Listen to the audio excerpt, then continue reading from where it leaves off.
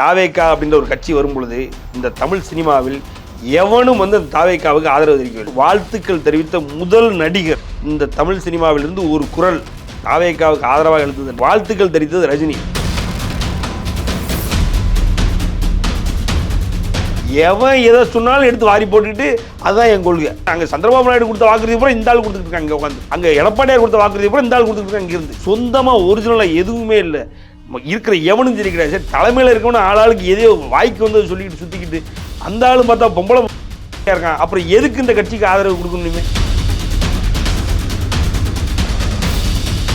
விஜய் ஒரு கோழை அப்படின்றதுமே குறிப்பிட்டிருக்கீங்க. விஜய் அவர்கள் கோழையாக இருந்தால் அவரும் எப்படியும் கட்சியை கழிச்சிட்டு போயிருக்கலாம். கட்சியை கலைக்கிறது வந்து கோழைத்தனத்துக்கும் கட்சியை கலைக்கிறதுக்கும் வந்து நீங்கள் அதையும் இதையும் ஒப்பிட்டீங்க அப்படின்னா, ஐயா வைகோ அவர்கள் ஒரு 150 சீமானவர் தமிழ் அரசியலில் ஒரு கட்சிக்காக அவன் தீக்குளிச்சுட்டு செத்தானா அது மதிமுகவுக்கு மட்டும்தான் நடந்தது.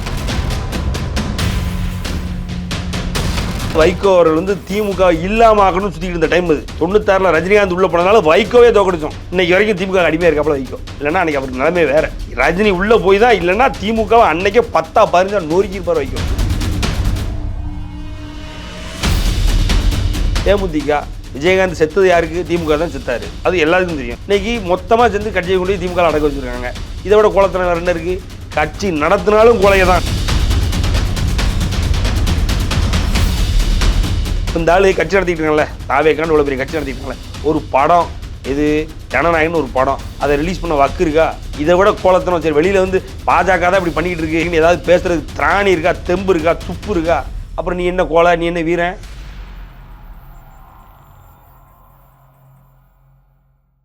இப்போ 96ல் நடந்தது திரும்ப 2026ல் நடக்குமா? ஏன்னா இப்போ ஒரு பக்கம் அவர் திமுகவுக்கு ஒன் சைடா இருக்காரு அப்படின்ற மாதிரி தான். ஒன் சைடா சார் இவங்க. ஏன்னா இப்போ அமைச்சர் ரகுபதி கூட பேசும்போது அவர் திமுக தான், அவர் திமுக தான். சொல்லுங்க, என்னத்த ஒன் சைடு? அதெல்லாம் ஒன்றும் இல்லை.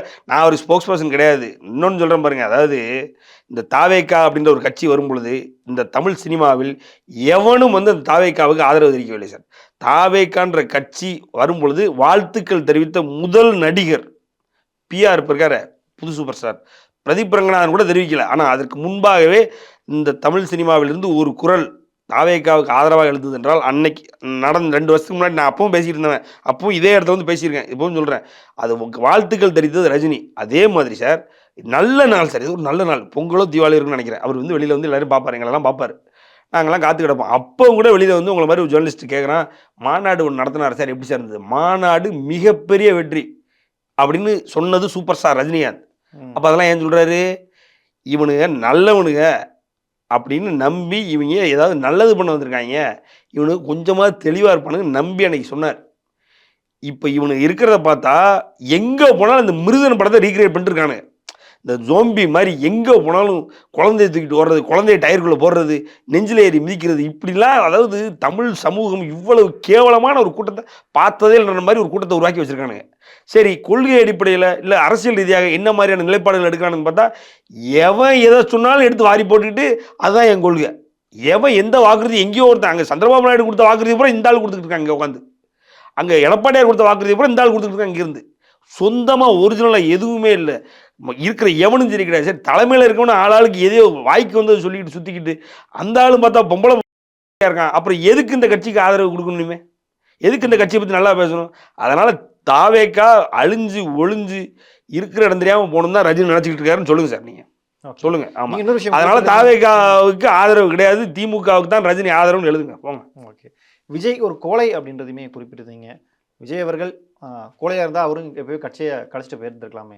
ஏன்னா அடுத்தடுத்த சம்பவங்கள் நடக்குது, கரூர் விஷயம், எல்லாருமே ஒரு மன வலிமை நோக்கி தானே அவர் போயிட்டு இருக்காரு. கட்சியை கலைக்கிறது வந்து கோழைத்தனத்துக்கும் கட்சியை கலைக்கிறதுக்கும் வந்து நீங்கள் அதையும் இதையும் ஒப்பிட்டீங்க அப்படின்னா, இங்கே கிட்டத்தட்ட லட்சக்கணக்கான கட்சிகள் அடைஞ்சிருக்கு. அவங்க எல்லாரும் கோழைன்னு நீங்கள் அந்த ஒப்பீடுக்கு நீங்கள் கொண்டு வரீங்க அப்படின்னா, இங்கே கட்சியை கழிச்சு கண்டிப்பாக ஜெயிச்சே தான் ஆகணும் அப்படின்னா நிறைய பேர் கோழை சார். கட்சியை நடத்திக்கிட்டு கண்டிப்பாக ஜெயிச்சே தான் ஆகணும், கட்சியை நடத்திக்கிட்டு யாரும் கலைக்கக்கூடாது அப்படின்னா சிரஞ்சீவி அவர்கள் கோழையா? சிரஞ்சீவி அவர்கள், ஐயா வைகோ அவர்கள் மாதிரி ஒரு ஒரு 150 சீமானவர். ஓகே, 93ல் அவர் தான் வந்து மிகப்பெரிய போராளி. தமிழ் அரசியலில் ஒரு கட்சிக்காக அவன் தீக்குளிச்சுட்டு செத்தானா அது மதிமுகவுக்கு மட்டும்தான் நடந்துச்சு. திமுகவை 10 பிரிக்கிறேன்னு வந்தார் அவர். அதான் 96 அந்த விஷயத்தை மறுபடியும் அதையும் கோட் பண்ணுறேன். 96ல் திமுக அதுவே ஜெயிச்சிருக்கும் அப்படின்னு சொல்கிறாங்க தெரியுமா? மதிமுக அதாவது வைகோ அவர்கள் வந்து திமுக இல்லாமல் ஆக்கணும்னு சுற்றிக்கிட்டு இருந்த டைம் அது. 96ல் ரஜினிகாந்த் உள்ளே போனதுனால வைகோவே தோக்கடிச்சோம். இன்னைக்கு வரைக்கும் திமுக அடிமையாக இருக்காப்புல வைகோ. இல்லைன்னா அன்றைக்கி அவருக்கு நிலைமை வேறு. ரஜினி உள்ளே போய் தான், இல்லைன்னா திமுகவை அன்னைக்கே 10-15 நொறுக்கியிருப்பார் வைகோ. அந்த வைகோலாம் இன்னும் சொல்கிற அந்த சீமான் 150 சீமான் மாதிரி அவ்வளோ பெரிய போராளி அவர். பார்த்தீங்க அப்படின்னா இன்னைக்கு வரைக்கும் தோத்துட்டு தான் இருக்காரு. ஆனால் கட்சி நடத்திட்டு தான் இருக்காரு. ரைட்டுங்களா? கட்சி நடத்திட்டு தான் இருக்காரு. அதனால் கட்சியை கலைச்சிட்டான் அப்படின்னா அவர் கோலை. கட்சி நடத்திக்கிட்டு இருந்தாலும் கோலை தான். இப்போ கமலஹாசன் கட்சி நடத்திட்டு இருக்காரு. யாருக்கு நடத்திட்டு இருக்காரு? திமுக நடத்திட்டு இருக்காரு. அவர் வீரன் சொல்கிறீங்களா நீங்கள்? கமலஹாசன் மிகப்பெரிய வீரன் பாருங்க, என்ன கட்சி நடத்திட்டு எதுக்கு நடத்திட்டு இருக்காரு? திமுகவுக்கு நடத்துறதுக்கு ஏன்டா நீ கட்சி தனியாக வச்சு பேர் வச்சுருக்கணும்? எல்லாரும் அதானே கேட்குறாங்க. அவரை பார்க்குறவங்க என்ன சார் கேட்குறாங்க? சார் திமுக சேர்ந்துருங்க சார். ரைட்டுங்களா? திமுக சேர்ந்துருங்க, முடிஞ்சு போச்சு. உங்கள் கட்சியில் இருக்கும்போது திமுக தான் இருக்கான். நீங்களும் இப்போ திமுக தான் இருக்கீங்க. எதுக்கு இன்னொன்று கட்சின்னு வச்சு சுற்றிக்கிட்டு இருக்கணும்? இப்போ அவருக்கு நாளைக்கு சீட்டு எவ்வளோன்னு வெளியில் வரும். வெளியில் வந்தால் உதயசூரியன் சொல்லி தான் போட்டு போட வைக்கிறாங்க.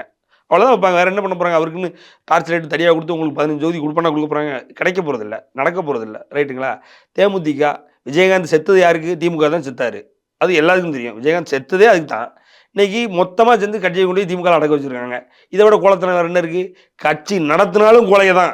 இப்போ இந்த ஆளு கட்சி நடத்திட்டு இருக்காங்கல்ல, தாவேக்கான்னு இவ்வளோ பெரிய கட்சி நடத்திட்டு இருக்காங்கல்ல, ஒரு படம் இது ஜனநாயகம்னு ஒரு படம், அதை ரிலீஸ் பண்ண வக்கு இருக்கா?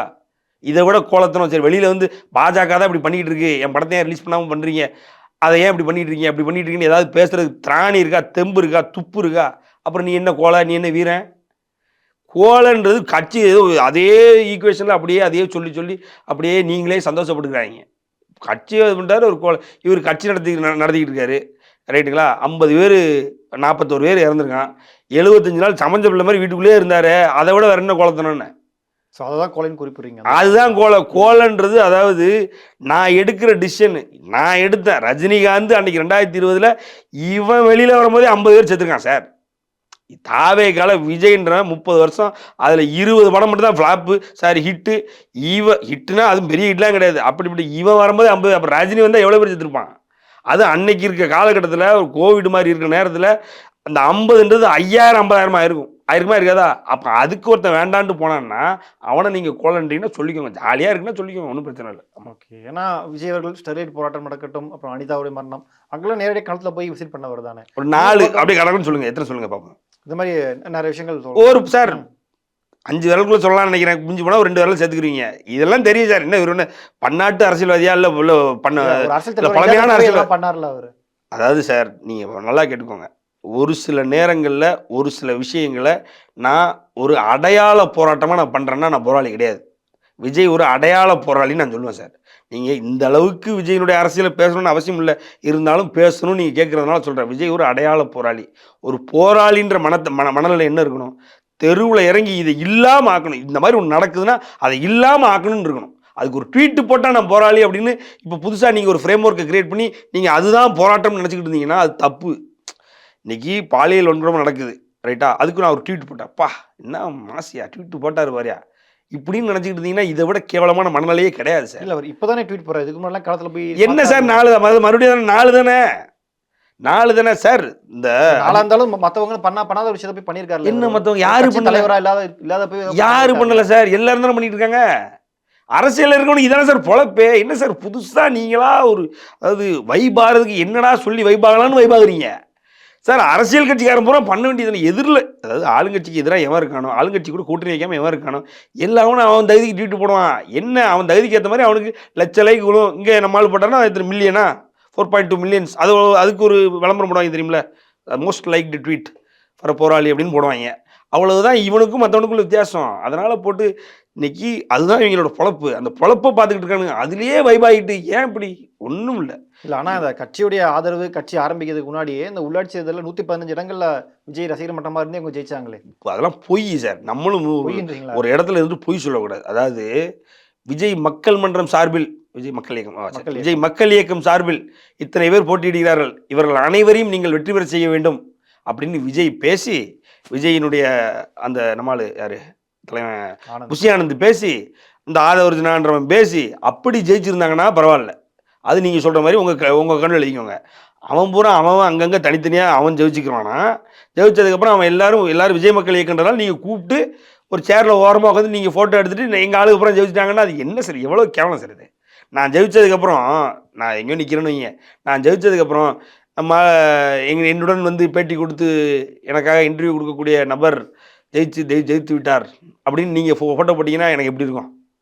இப்போ பார்க்குறேன் என்ன நினைப்பாங்களே, அதுதான் அன்றைக்கி விஜய் பண்ணார். அதனால் தயவு செஞ்சு அந்த மாதிரி ஃபேக் நரேட்டிவ்லாம் செட் பண்ணாதீங்க. விஜய் வந்து எந்த எலெக்ஷன்லையும் நிற்கலை. விஜய் வந்து விஜய் சார்ந்தவர்கள் எந்த எலெக்ஷன்லையும் நிற்கலை. அவங்க எங்கேயும் ஜெயிக்கலை. அவன் தகுதிக்கு மீறி அங்கங்கே என்னென்ன செலவு பண்ண முடியுமோ செலவு பண்ணி அவன் அந்தந்த ஏரியாவில் எவ்வளோ பந்தா இருக்கோ பந்தோபஸ்து இருக்கோ அதை வச்சு ஜெயிச்சதுக்கப்புறம் அவங்க எல்லாரையும் கூப்பிட்டு வச்சு இவங்க எல்லாரும் விஜய்க்கு ஃபேனாக இருக்காங்க, விஜய் மக்கள் இயக்கத்தில் இருக்காங்கன்றதை கூப்பிட்டு வச்சு முடிச்சுக்கிட்டாங்க. அந்த கட்சியிலேருந்து அறிக்கை வந்துதா, அந்த இயக்கத்துலேருந்து அறிக்கை வந்துதா, அந்த இயக்கத்தினுடைய தலைவர் ஏதாவது அறிக்கை விட்டாரா, இவங்கெல்லாம் நிற்கிறாங்க இவங்கெல்லாம் ஜெயிக்க சொல்கிறது அதுதானே, எங்கள் கட்சியோடைய ஆதரவு இல்லாமலே நாங்கள் ஜெயிச்சிருக்கோம் அப்படின்ட்டு அவங்க. சார் அப்படின்னா எல்லாரும் இப்போ நான் இருக்கேன் இன்றைக்கி நான் ஜெயிச்சுட்டு நான் திமுகவில் போய் சேர்ந்துட்டு நான் பாருங்கள் இன்றைக்கி திமுகவில் இருக்கேன் ஆனால் நான் திமுகவில் இல்லாமலே நான் ஜெயிச்சிட்டேன் அப்படின்னா அது எப்படி? அது புரியல. அதனால் இதெல்லாம் தப்பான எண்ணம், இதெல்லாம் தவறு. விஜய் அவர்கள் சொல்லி எங்கேயும் எவனும் ஜெயிக்கலை. அது நடக்கும்போது பார்த்துக்கலாம், நடக்கும், நான் இல்லைங்களே, அதுக்குன்னு அவ்வளோ மோசமாலாம் நினைக்கல. எங்கேயாவது எவனாவது என்றைக்காவது ஜெயிக்க போனான்னு வைங்களேன், அதனால் அது வரைக்கும் வெயிட் பண்ணுவோம். இல்லாத நீங்கள் பேசாதீங்க. எங்கேயுமே வந்து விஜய் ரசிகர்கள் வந்து என்றைக்குமே வந்து அஜித் ரசிகர்கள்ட்ட அடி வாங்கி பார்த்துருக்கோம். ஒரு சைடில் அவன் ட்ரை பண்ணுவானுங்க, விஜயோட படங்களை பாடல்களை எவ்வளோ தூரம் ப்ரமோட் பண்ணுவாங்க, வைப்பாங்க, விஜயை தூக்கி பிடிப்பாங்க. அதே நேரத்தில் விஜய் ஏதாவது ஒரு சேட்டை பண்ணிட்டாருன்னா விஜய் போட்டு மீன் மிதிப்பாங்க. இதெல்லாம் தான் இன்றைக்கி வரைக்கும் அவங்களோட கிரெடிட்டில் இருக்க ஒழிய இந்த அரசியல் வெட்டிலாம் அவங்க கிரெடிட்டில் கொண்டு போகாதீங்க. ஓகே, இப்போ இந்திய கூட்டணி மிகப்பெரிய அளவில் பேசுபொருளாக போயிட்டுருக்கு. நேற்று நடந்த மீட்டிங்கில் கூட 115 பேரில் கிட்டத்தட்ட 98 பேர் வந்து ஆதரவு தெரிவிச்சிருக்காங்க கூட்டணிக்கு போகலாம் அப்படின்றது. இது நடக்க வாய்ப்பு இருக்கா? நடந்தால் ஜெயிக்க வாய்ப்பு இருக்கா? இப்போ சார் நேற்று அன்னி தான் அந்த எடுத்து படிக்கிறாப்புல, பாஜகவுடன் திமுக அதிமுக கூட்டணி போகலாம், ஆனால் நாங்கள்லாம் கூட்டணி போக மாட்டோம், ஏன்னா நாங்கள்லாம் நாக்கில் நரம்பு இருக்கிறவங்க நேற்று பேசுகிறாரு. இப்போ போனார்னா நீங்கள் என்ன சொல்லுவீங்க? அப்போவும் ஒரு நல்லவர்னு சொல்லுவீங்களா? இப்படி எனக்கு நீங்கள் சொல்லுங்கள், பதில் சொல்லுங்கள். அதாவது பாஜக கூட யாரும் கூட்டணி போகக்கூடாது, போகிறவங்க போனால் அழிஞ்சிருவான், போகிறவங்க போனால் நல்லவங்க கிடையாது அப்படின்னு பேசியிருக்காருல்ல. அப்போ நாளைக்கு கூட்டணி போவாருன்னு நீங்கள் என்கிட்ட கேள்வி கேட்குறீங்க. போனார்னா நீங்கள் என்ன சொல்லுவீங்க சொல்லுங்கள்? இல்லை, அரசியலை பொறுத்த வரைக்கும் நிரந்தர எதிரியும் கிடையாது, நண்பரும் கிடையாது. இல்லை, அப்போ ஒன்றும் டிஎம்கே கூட்டணியில் இருக்க பாதி பேர் எதிர்த்து, அப்போ ஒன்றும் பிரச்சனை இல்லைன்றீங்க. அப்போ போகலான்றீங்க. அப்போ அவர் திமுகவில் வேற வேண்டியதுனே. இதுக்கு எதுக்கு நான் கஷ்டப்படணும்? எதுக்கு நான் சார் அரசியலில் யார் எங்கே வேணாலும் போகலாம்னா திமுக கூட வேற வேண்டியது சார். அதுக்கு திமுக மட்டும் அவர் இருக்கிறாரு, பாஜக ரொம்ப லைக் பண்ணுறாப்புல. ஏன் இதுதான் ஸ்டாண்டு, என்ன ஸ்டாண்டு எடுக்குன்னு தெரியாமல் சுற்றிக்கிட்டு இருக்காப்புல அவர். புரியுதா இல்லையா? இப்போதைக்கு வா ஒன்றும் பிரச்சனை இல்லை, நாங்கள் ஃப்ரீயாக தான் இருக்கோம். அதாவது அதிமுகவை பொறுத்த வரைக்கும் இன்றைக்கி எடப்பாடியார் அவர்கள் வந்து ரொம்ப ஸ்ட்ராங்காக, யார் வேணாலும் என் கூட வா, உனக்கான மரியாதை கொடுத்து உனக்கான சீட்டை கொடுத்து உன்னை நான் மரியாதையாக மதிப்பாக வச்சுருக்கேன், வா அப்படின்னு அவர் கேட்ட திறந்து வச்சுருக்காப்புல. அவர் அது இப்போ இல்லை, அப்போமே திறந்துட்டாப்புல. பாருங்கள், கொடி பறக்குதுன்னு தெரியுமா? ஒரு மீட்டிங்கில், திருச்செங்கோடு மீட்டிங் நினைக்கிறேன் சரியாக இருந்தால், அந்த மீட்டிங்கில் கொடி பறக்குது பாருங்க அப்படின்னு அப்போவே எல்லாருக்கும் ஒரு கேட்ட திறந்து வச்சுருந்தார். நான் நல்லவன், ஏன்னா எந்த ஊழல் இன்றைக்கி வரைக்கும் எடப்பாடி ஒரு ஊழல் குற்றச்சாட்டு எதுவும் இல்லை. அவர் பிடிச்சி உள்ளே போட முடியாது, வைக்க முடியாது. அவர் மகங்க கட்சியில் இல்லை, அவர் குடும்ப ஆட்சி பண்ணலை, குடும்பத்துக்காக சொத்து சேர்க்கலை, அவர் சொத்து சேர்த்தனை அவர் மேலே எந்த ஒரு கரையும் இல்லை. சாதாரண உங்களை மாதிரி என்னை மாதிரி எங்கேயோ உட்காந்து கஷ்டப்பட்டு மேலே வந்திருக்காரு. அவருக்கு எல்லா கிரெடிட்டும் இருக்குது. அவர் ஓப்பனாக உட்காந்துருக்காரு. இவர் போனால் இவர் நேராக போய் அவருடைய சேலம் ஆஃபீஸில் போய் அவர் பார்த்தாரா, அப்படி இல்லைன்னா அவர் இங்கே சென்னை ஆஃபீஸ் அவருக்கு இருக்குது, யார் எடப்பாடியாக இருக்குது, அங்கே போய் பார்க்குறாரா, இல்லை அதிமுக அலுவலகம் இருக்குல்ல அந்த லாய்ட்ஸ் ரோட்டில், அங்கே போய் பார்க்குறாரா? பார்க்கட்டும். அங்கே போய் பார்த்து இவரு கூட சேரட்டும், ஒன்றும் பிரச்சனை இல்லை. யார் இன்னும் சொல்ல போகிறோம்? ஒன்றும் சொல்ல போகிறது இல்லை. அவர் ஆசை, அவர் போய் சேர்றதுக்கு அவர் தகுதிக்கு என்ன சீட்டு வாங்க போகிறாரோ வாங்கி இன்னும் போட்டி போட போகிறாரு.